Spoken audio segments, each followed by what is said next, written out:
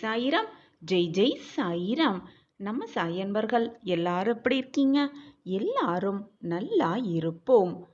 உனக்கு இன்று கிடைத்தது எல்லாம் இறைவன் கொடுத்த பரிசாக ஏற்றுக்கொள். உனக்கு கிடைக்காததை எல்லாம் மற்றொருவரின் வாய்ப்பாக கருதி விட்டுவிடு. உனக்கு கிடைத்ததை வைத்து சந்தோஷமாக வாழ முயற்சி கொண்டாலே உன் வாழ்வு எப்பொழுதும் நிம்மதியாகவே இருக்கும். உன்னுடைய அலைப்பாயும் மனம் பக்குவப்படும். அலைப்பாயாமல் ஒரு இடத்தில் ஆசுவாசப்படுத்தலாம். உன் சாயி தேவா உன் இல்லத்தில் அடியெடுத்து வைத்துவிட்டேன். இனி உன் வாழ்வில் ராஜயோகம்தான். வீணாக எதை நினைத்தும் கவலைப்படாதே. வேதனைக்கு ஆளாகாதே. உன்னையும் வேதனைப்படுத்திவிட்டு உன்னை சுற்றி இருப்பவர்களையும் வேதனைக்கு ஆளாக்காதே. கலங்காமல் இரு. உன் எண்ணங்கள் அழகாக இருந்துவிட்டால் உன்னுடைய வார்த்தைகளும் உன்னுடைய வாழ்க்கையும் மிக அழகாகவே மாறிவிடும். எப்படி வாழ்கிறோம், எந்த இடத்தில் வாழ்கிறோம் என்பது முக்கியமல்ல. வாழும் இடம் என்பது முக்கியமே அல்ல. நீ வாழ்ந்து காட்டுவதுதான் முக்கியம். வாழ்ந்து ஜெயிப்பதுதான் மிக மிக முக்கியமான ஒரு செயலாகவே இருக்கக்கூடும்.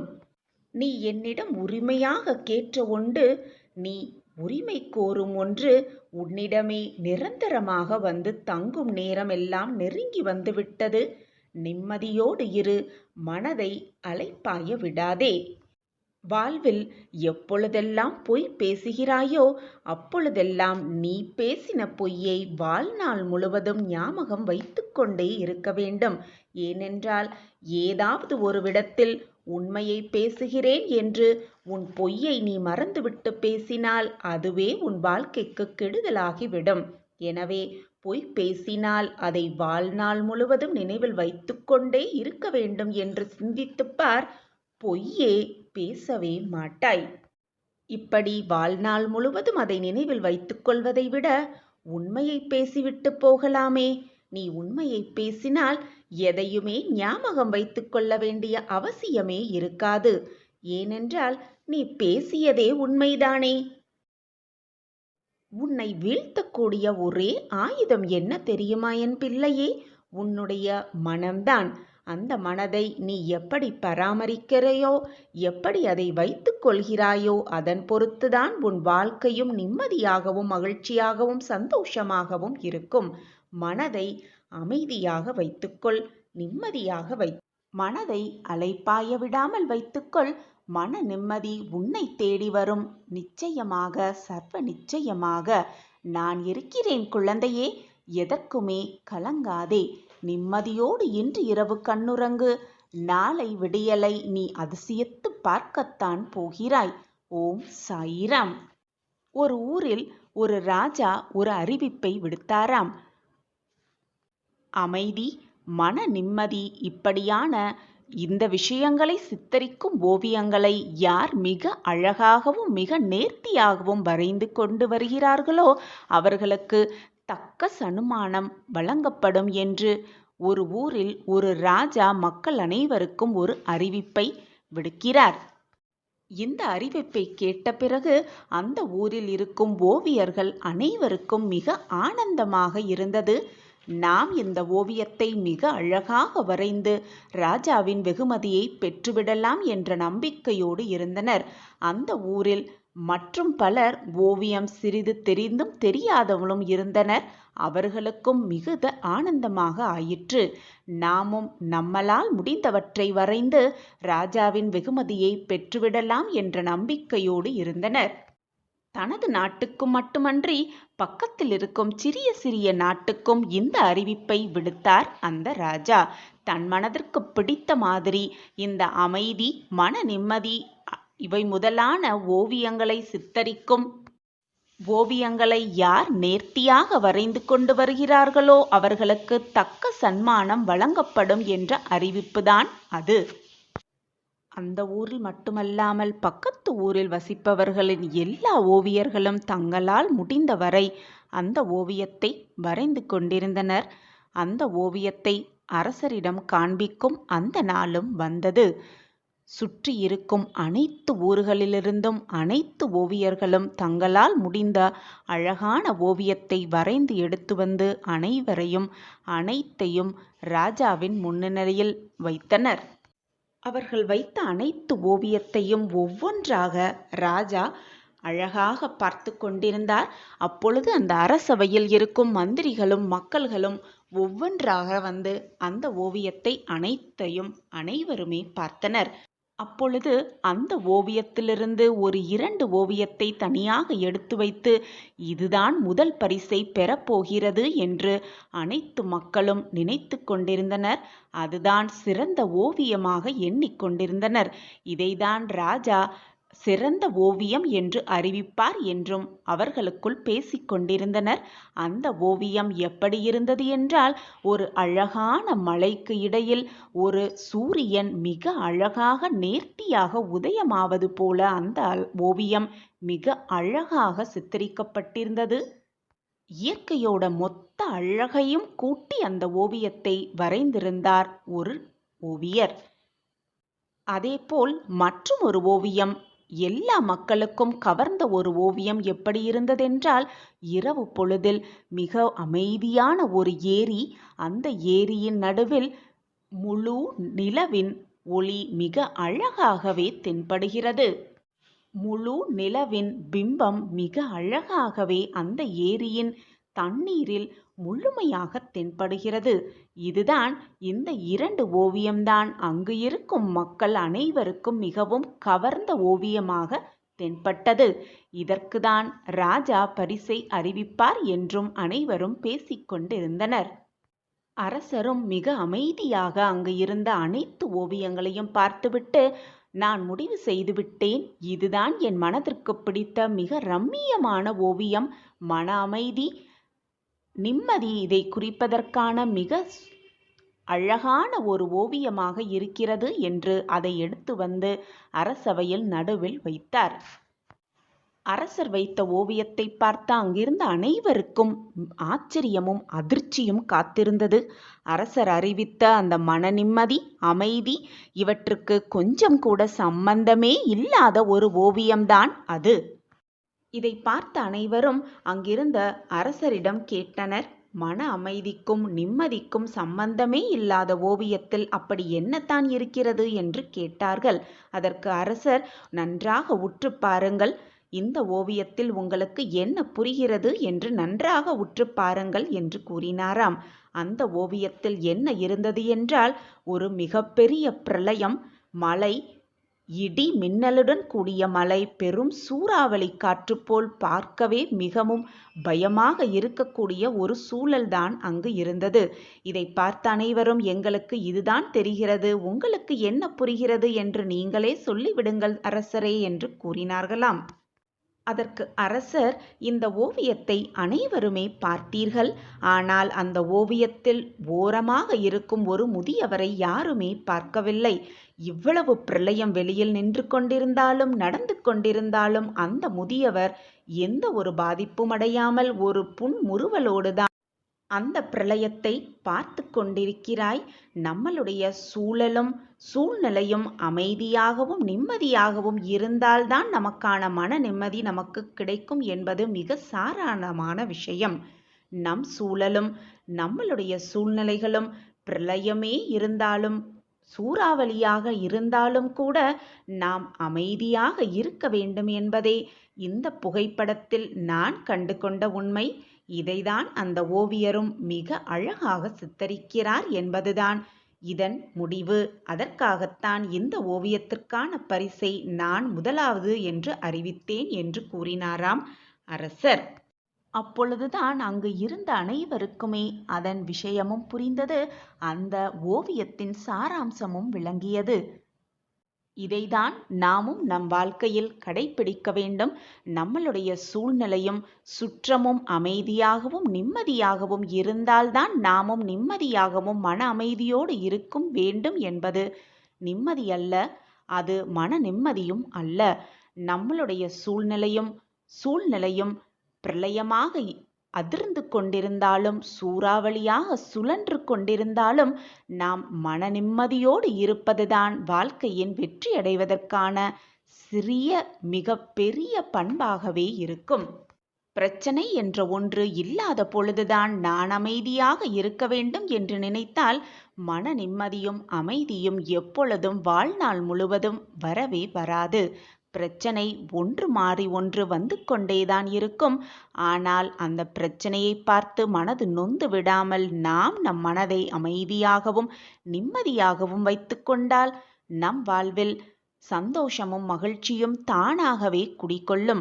மனம் நிம்மதியாக இருந்தால் அமைதியும் சந்தோஷமும் தானாகவே வரும் என்பதுதான் நிதர்சனமான உண்மை.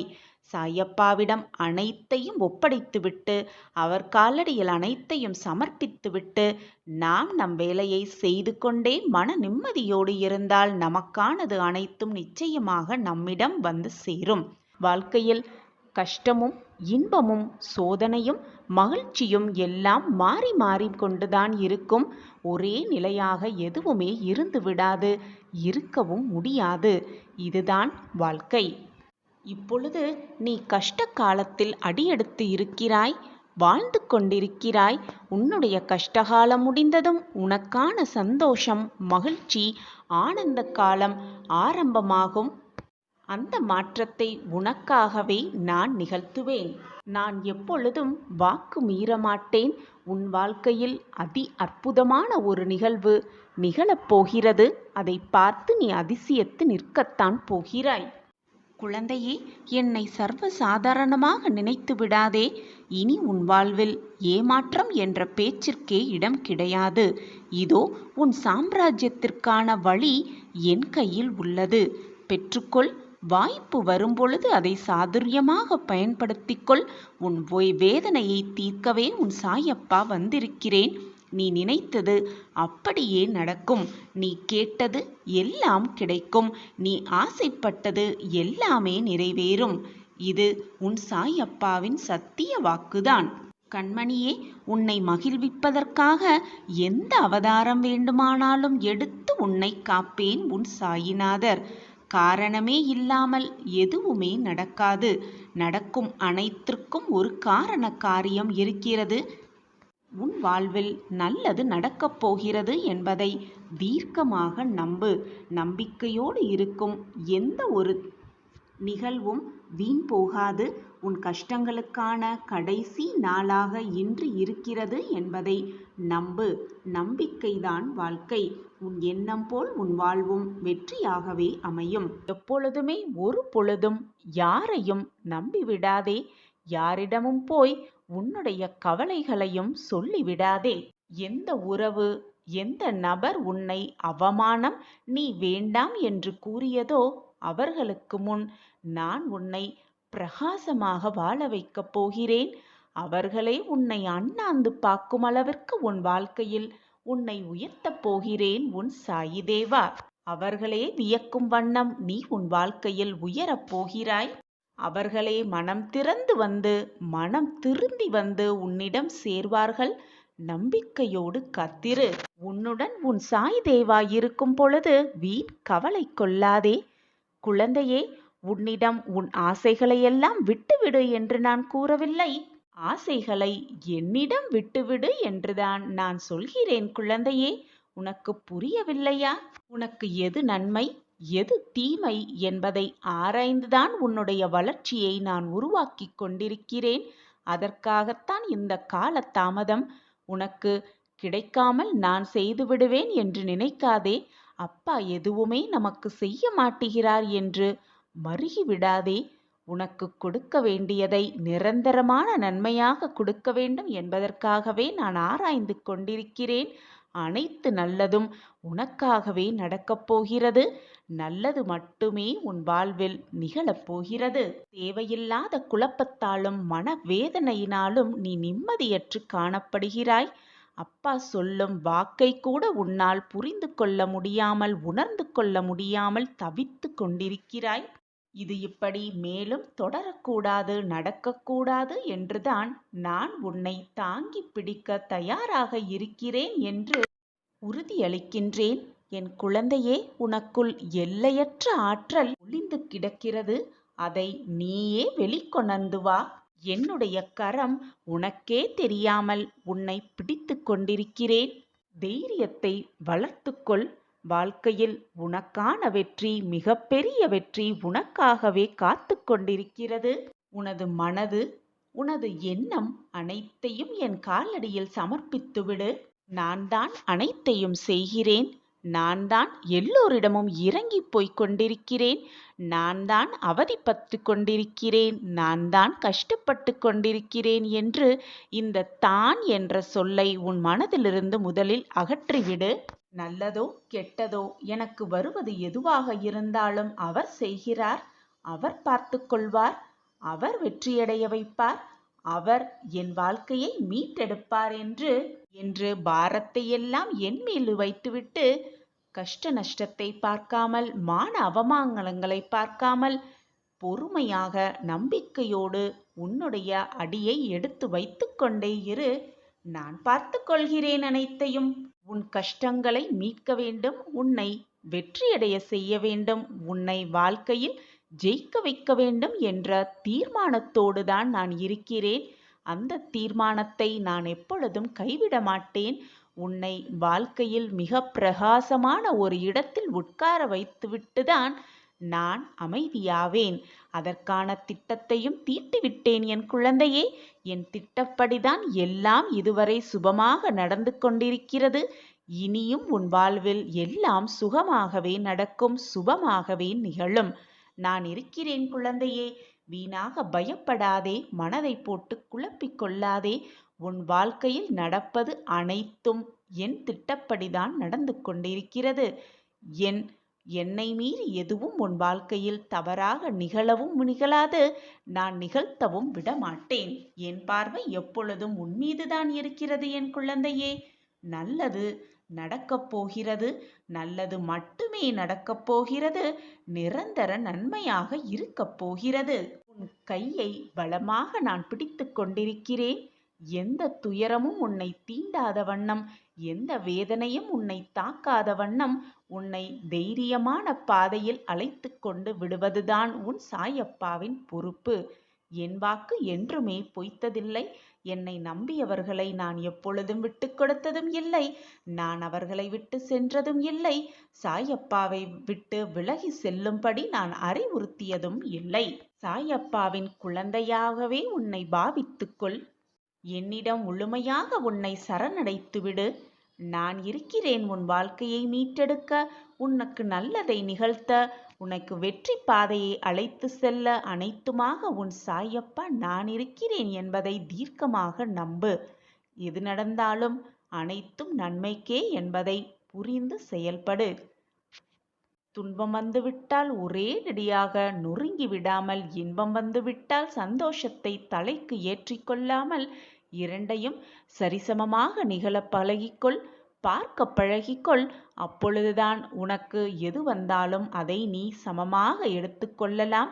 துன்பம் வந்தாலும் சரி, இன்பம் வந்தாலும் சரி, அனைவருக்குமே மாற்றங்கள் நிகழ்ந்து கொண்டேதான் இருக்கும். துன்பம் மட்டுமே நிரந்தரமாக இருந்து விடுவதும் இல்லை. இன்பம் மட்டுமே நிலையாக இருந்து விடுவதும் இல்லை. மாறிக்கொண்டேதான் இருக்கும் அனைத்துமே. எனவே என் குழந்தையே, உனக்கு கிடைத்திருக்கும் இந்த பொக்கிஷமான வாழ்க்கையை சந்தோஷமாக வாழ பழகிக்கொள். நிம்மதியாக உன் மனதை வைத்துக்கொள். மகிழ்ச்சியை தேடி தேடி எங்கும் அலையாதே. அது உன்னில்தான் இருக்கிறது. நீ மனதை நிம்மதியாக வைத்துக் கொண்டாலே சந்தோஷமும் மகிழ்ச்சியும் உன்னை தேடி வரும் தானாக. மகிழ்ச்சியாக இரு, சந்தோஷமாக இரு.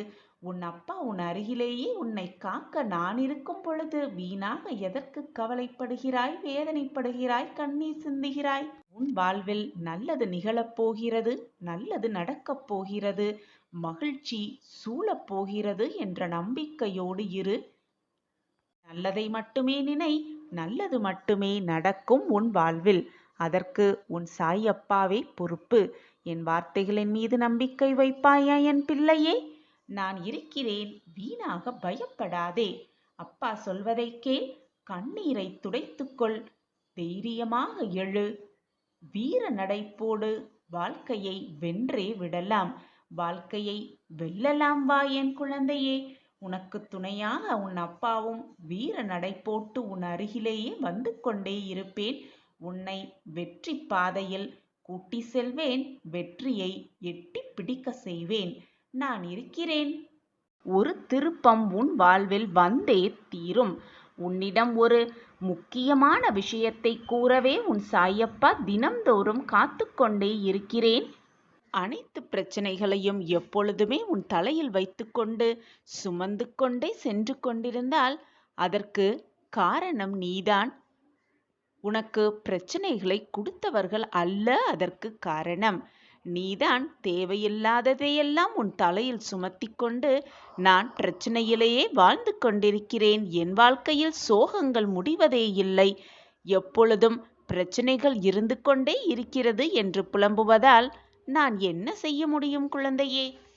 உன் வீட்டிலும் உன் வாழ்க்கையிலும் நடக்கும் பிரச்சனைகள் அனைத்து பிரச்சனைகளையும் உன் தலையில் சுமத்தி வைத்துக்கொண்டு உன் வேலையையும் நீ சரிவர செய்யாமல் உன்னை சுற்றி இருப்பவர்களையும் மனக்குழப்பங்களோடு வைத்துக்கொண்டு நான் கஷ்டத்தை அனுபவித்துக் கொண்டிருக்கிறேன் என்று உன் வேலையை கூட செய்யாமல் இருப்பதால் நீயே உன்னை காயப்படுத்தி கொண்டிருக்கிறாய். உன்னை சுற்றி இருப்பவர்களையும் மன வேதனைப்பட வைக்கிறாய். உன்னுடைய அன்றாட வேலைகளை கூட நீ செய்ய முடியாமல் போனால் அதற்கு காரணம் உன்னை சுற்றி இருப்பவர்கள் அல்ல, உனக்கு பிரச்சனைகளை கொடுத்தவர்களும் அல்ல, நீயேதான் என்பதை தீர்க்கமாக புரிந்து கொள். என் குழந்தையே, நீ அழும் பொழுதும் வேதனைப்படும் பொழுதும் என் மனம் துடிக்கின்ற துடிப்பு வேறு யாருக்குமே தெரியாது, எனக்கு மட்டுமே தெரியும்.